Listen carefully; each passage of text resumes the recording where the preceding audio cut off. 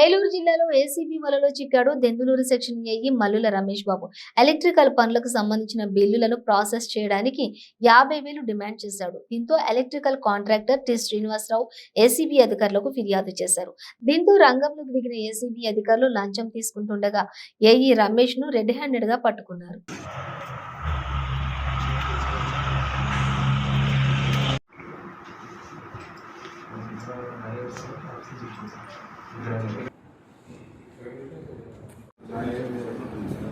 దెందులూరు మండలం ఎలక్ట్రిసిటీ డిపార్ట్మెంట్కి కాంట్రాక్టర్గా పనిచేస్తున్నటువంటి తోట శ్రీనివాసరావు గారు ఆయన వారు 14400 స్పందన ద్వారా ఒక ఫిర్యాదు చేసి ఉన్నారు.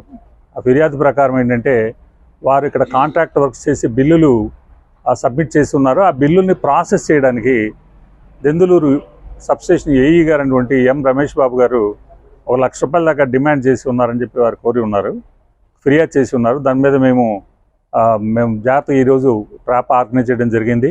అయితే ఈ ₹1,00,000ని వారు మళ్ళీ రమేష్ బాబు గారితో మాట్లాడగా అంత ఇచ్చుకోలేమని కోరినప్పుడు ఒక 50,000కి ఆయన ఒప్పుకోవడం జరిగింది. 50,000 ఇవ్వండి, నేను పని చేస్తాను, అదర్వైజ్ చేయడానికి బిల్లులు ప్రాసెస్ చేయడం జరగదని చెప్పారు.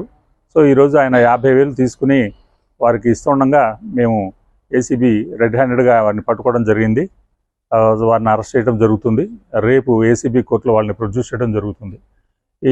ఇందు నిమిత్తం ఈ సందర్భంగా నేను మీ అందరికీ ప్రజలందరికీ చేసే విజ్ఞప్తి ఏంటంటే, దయచేసి ప్రభుత్వ అధికారులు ఎవరైనా సరే అవినీతికి పాల్పడుతున్నట్లయితే మాకు 14400 టోల్ ఫ్రీ నెంబరు, స్పందన నెంబరు, ఈ నెంబర్కి చేయండి.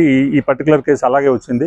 లేదంటే నా phone number ACB DSP phone number 9440446157, చివరిలో 158 159 కూడా చేయవచ్చు.